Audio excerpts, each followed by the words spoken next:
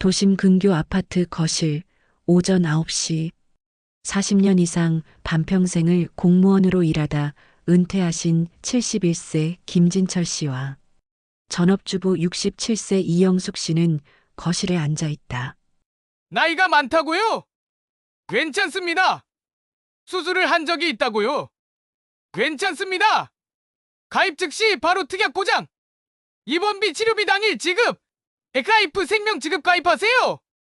TV 홈쇼핑 광고가 흘러나온다. 신문을 보고 있는 진철. 이놈의 뉴스는 매일 똑같네. 젊은 것들은 나라 걱정도 없어. 그만 좀 해요. 당신도 그 젊은이들 덕에 연금 받는 거잖아요. 영숙은 화분에 물을 주며 말한다. 연금. 그거 내가 30년 세금 낸 거야. 둘은 익숙한 투닥거림 속에서도 어색한 공기를 풍긴다.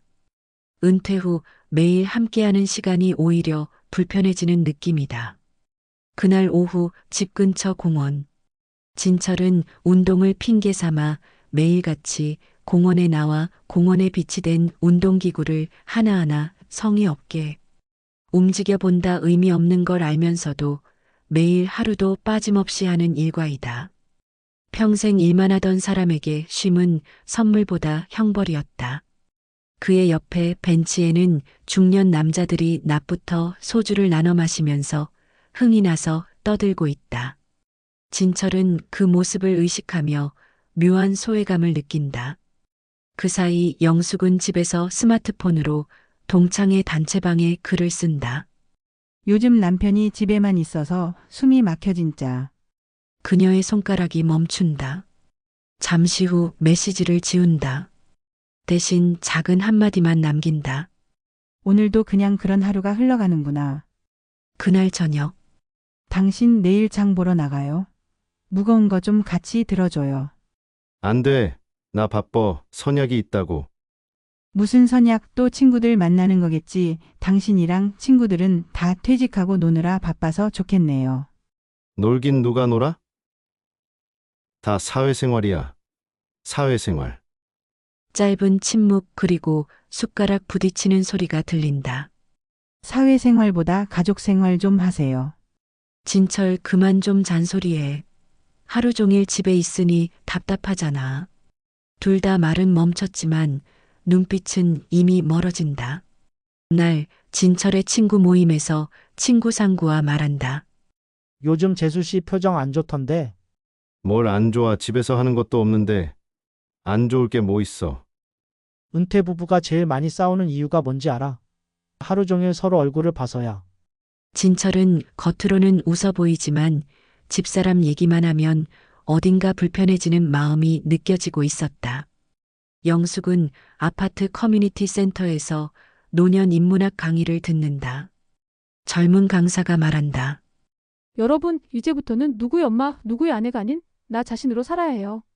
그 말에 영숙은 눈을 감는다. 수십 년 동안 아내로만 살았던 자신의 이름이 낯설게 느껴진다. 그녀는 강사가 불러주는 대로 어색한 나의 이름을 수첩에 적는다. 나 이영숙. 나를 다시 찾자. 강의를 듣고 온 그날 밤 영숙 씨는 진철 씨에게 결혼하고 처음으로 자기 의견을 말하려 한다. 평생 남편이 하라는 대로만 했던 영숙 씨는 남편이 돌아올 때까지 마음속이 계속 쿵쾅거렸다. 나 내일부터 봉사활동 하기로 했어요. 매일 집에 있는 것도 지겹고 나도 이제 의미 있는 일도 하고 내가 하고 싶은 일을 하고 싶어요. 남편 밥도 안 차려주고 나가서 남의 집 밥이나 청소를 하러 다니겠다는 거야? 그게 뭐 어때서요? 나도 숨 좀 쉬고 싶어요. 뭐, 언제는 숨 안 쉬었나? 등 따숩고 배부르니까 복에 겨운 소리를 하고 있어? 그날 밤 영숙은 조용히 가방을 싼다. 옷 몇 벌, 일기장, 그리고 사진 한 장. 젊은 시절 주름 하나 없던 이뻤던 영숙의 모습의 사진이었다. 떠나고 싶다는 말은 떠날 용기가 생겼다는 뜻이다. 다음 날 아침 식탁 위엔 쪽지 한 장이 올려져 있었다. 나도 이제 이영숙으로 살고 싶어요. 진철은 쪽지를 보고 전화를 걸었지만 통화음만 계속 들릴 뿐이었다. 그날 저녁 진철의 전화에 저녁을 해주러 아들과 며느리가 집에 왔다. 엄마가 갑자기 왜 그러세요? 아버지랑 싸우셨어요? 모르겠다, 나도. 그냥 갑자기 나가겠대. 네 엄마 생각을 진짜 모르겠다. 노망이 들었나? 아버님 요즘은요, 엄마 세대들 자아 찾는다고 그러시더라고요. 친구들 모임도 만들고 여행도 가고. 어머님도 그러고 싶으신 거 아닐까요? 아버지 그냥 기다려 드리세요. 엄마도 좀 지쳤을 거예요. 그 말에 진철은 입을 다문다. 오랫동안 영숙에게 한 번도 고생했다, 말한 적 없었다는 걸 깨닫는다. 영숙은 시골 작은 마을로 내려가 학창시절 친했던 친구와 같이 봉사활동을 했다. 거기서 만난 여러 사람들과 친해지며 젊은 시절 느꼈던 자유를 잠시마나 느끼며 이제야 숨통이 트이는 것 같은 기분이 들었다. 그리고 거기엔 시니어 공유주택이라는 곳이 있었다. 그곳에는 이혼 후 혼자 사는 여성, 배우자를 먼저 떠나보낸 그리고 그냥 새로운 삶을 찾고 싶던 이들이 모여 살고 있었다. 집에서 나와 머물 곳이 마땅치 않은 영숙도 사람들의 권유에 이끌려 시니어 공유주택에 입주했다. 모두 비슷한 나이에 마음이 비슷한 사람들이 모이니까 하루하루가 시간 가는 줄 몰랐다. 마치 학창시절에 기숙사에서 같은 반 친구들과 지내는 모습이 떠올랐다. 그러던 어느 날 입주자 회의에서 의견 하나가 나왔다. 우리 다 같이 동네 작은 카페 하나 차려보는 거 어때요? 황혼 이혼 후 혼자 여기로 내려온 정화라는 여성이 말했다. 카페요? 모두 의아해하면서도 호기심 가득한 눈빛으로 그 여자에게 시선이 쏠렸다. 젊은 애들이 하는 감성 카페 말고 우리 세대의 쉼터요. 카페 이름은 느린 오후. 영숙과 다른 사람들의 입가에도 미소가 번졌다. 모두들 흥분을 감추지 못해 너나 할 것 없이 나서서 말하기 시작했다. 그러면 사장은 누가 하고 투자는 얼마씩 하는 걸로 하죠? 돈을 제일 많이 내는 사람이 사장을 하고 투자는 하고 싶은 만큼 하되 수익은 투자 비용에 비례하여 분배하는 게 좋을 것 같아요. 좋습니다. 그렇게 하지요. 모두 찬성하며 그렇게 상세하게 역할 분담을 정하고 각자 원하는 위치를 말하며 일은 순조롭게 진행되었다. 모두 처음으로 또는 젊은 시절 마음속 한켠에 가지고 있던 꿈들이 꿈틀꿈틀 고개를 내밀고 있었다. 카페는 공유주택 바로 옆에 오랫동안 국밥집을 하다가 지금은 비어있는 곳이며 손만 조금 보면 깔끔하고 옛 한옥집 같은 분위기를 연출할 수 있는 곳으로 정해졌다. 시골이라 보증금과 임대료는 엄청 저렴했으며 큰 투자금은 들지 않을 것 같았다. 기본 시설, 커피 머신, 냉장고 등 전자제품들도 계산해보니 도시에서 창업하는 거에 3분의 1도 안 들 것 같았다. 허나 거기에 모인 시니어들은 거의 다 사연이 있어서 시골로 내려온 사람들이라 가지고 있는 여유돈이 많지가 않았다. 그러는 와중에 영숙은 욕심이 생겼다. 나 혼자서는 카페를 차릴 생각을 꿈에도 생각지 못했는데 나에게 기회가 온 것 같았다. 죽기 전에 꼭 한번 사장이라는 직책을 해보고 싶었던 것이다. 다들 적게는 50만 원, 많게는 300만 원, 그 이상은 없었다. 공유주택도 연금 받는 거로 생활하기 때문에 다들 여유자금이 없었던 것이었다. 1,000만 원만 만들면 어찌저찌 오픈을 할 수 있을 것 같았다. 영숙은 가지고 있는 돈 400만 원가량 들어있는 통장과 주말에 아들에게 말해서 가져오게 한 그동안 모아놨던 예물과 돌반지 등을 펼쳐놨다. 얼추 1,000만 원은 만들 것 같았다. 평생 가정주부로 살았던 영숙도 처음으로 직업과 사장이라는 호칭을 가지게 될 수 있을 것 같아 두근두근 거렸다. 영숙의 현금 1,000만 원을 내놓았고 그렇게 영숙을 사장으로 정해졌으며 다시 속도가 붙기 시작했다. 다들 노련함과 지혜가 많은 시니어들 아닌가. 경험이 있던 사람 위주로 일은 빠르게 진행되었다. 모두 한마음 한뜻으로 더욱 더 속도가 붙었다. 카페 느린 오후 개업식을 하게 되었다. 동네 사람들 모두 불러서 거창해 보이지만 조촐한 그들만의 잔치가 열린 셈이었다. 며칠이 지났다. 카페는 수입은 적지만 지나가는 사람들은 꼭 한 번씩은 무조건 지나치지 못하는 마을의 마스코트 같은 쉼터가 되었다. 거기서 일하는 사람들은 남들이 보기엔 늦은 나이의 시니어들이었지만 정작 본인들은 20살 알바를 시작하던 사회초년생의 풋풋한 마음으로 일을 맞이했다. 정갈하게 옷 매무새를 가다듬으며 모자에 각을 세워 깔끔한 카페의 직원의 모습이었다. 영숙도 제2의 인생이 시작된 것만 같은 기분이 들었다. 영숙는 남편과는 연락을 하지 않았고 일주일에 한 번씩 아들 내외와 연락을 하였다. 아들도 이따금씩 과일 바구니를 들고 카페에 방문해서 엄마를 살폈다. 엄마의 행복해하는 모습을 보고 있으면 다시 집으로 돌아오라는 말이 선듯 입 밖으로 나오지 못하곤 돌아오곤 했다. 진철의 집. 진철은 영숙의 빈자리가 많이 느껴지는 나날이었다.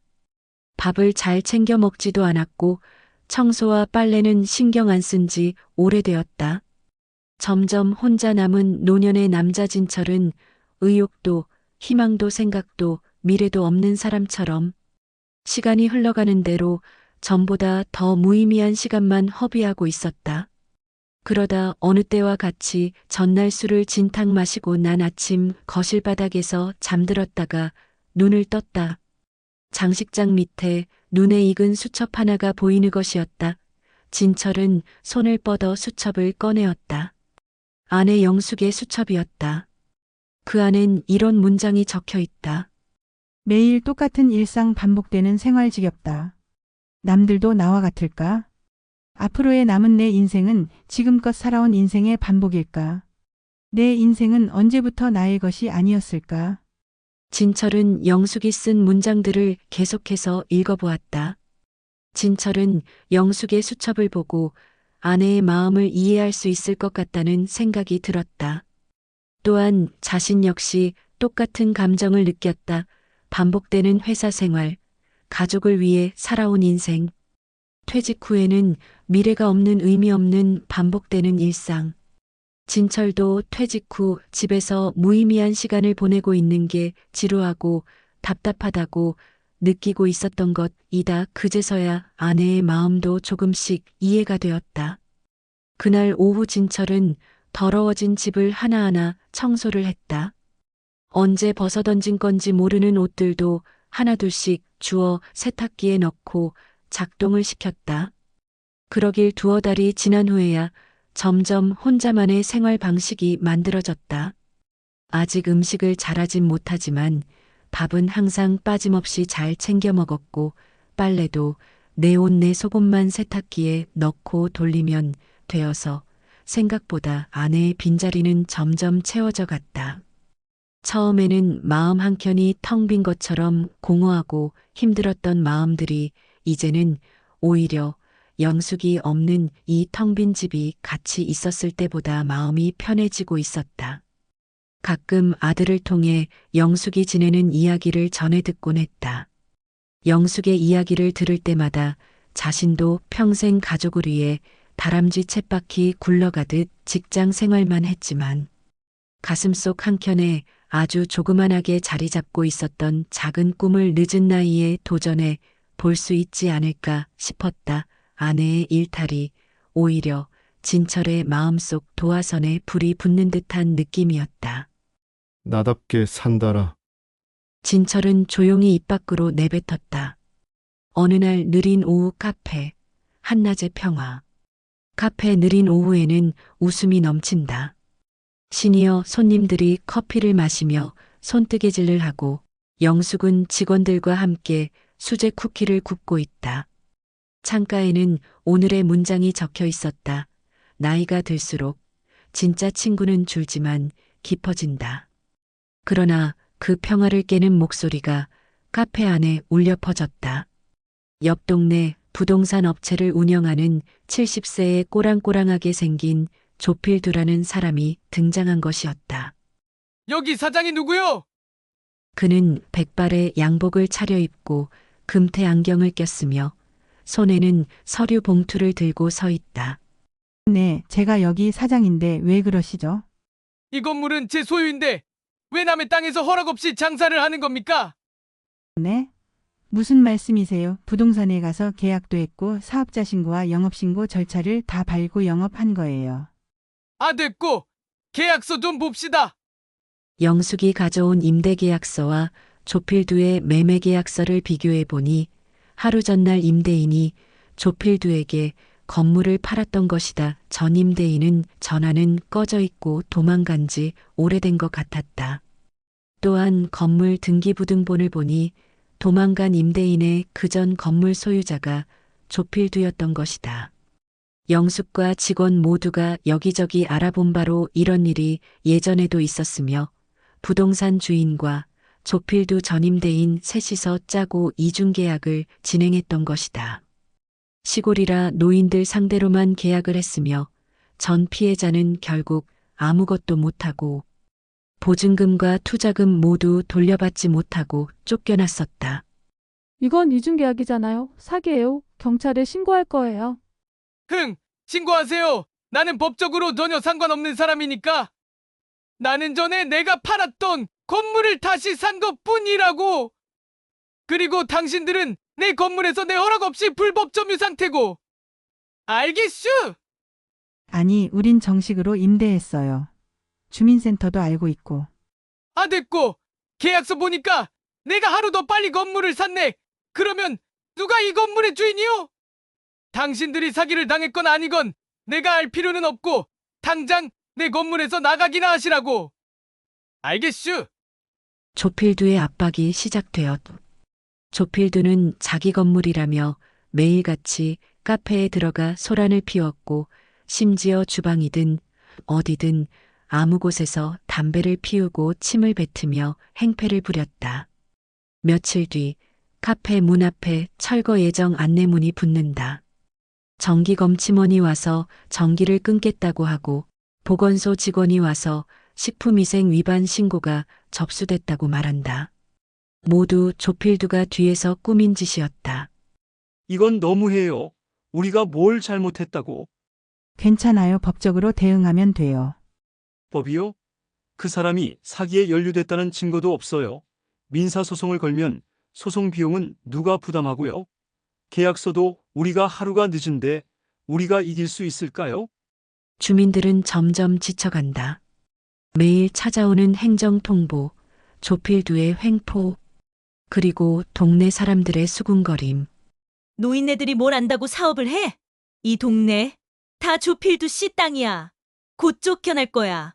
그날 밤 영숙은 불 꺼진 카페 한가운데서 홀로 앉아 있다. 커피포트가 식어가고 눈빛에는 절망이 스친다.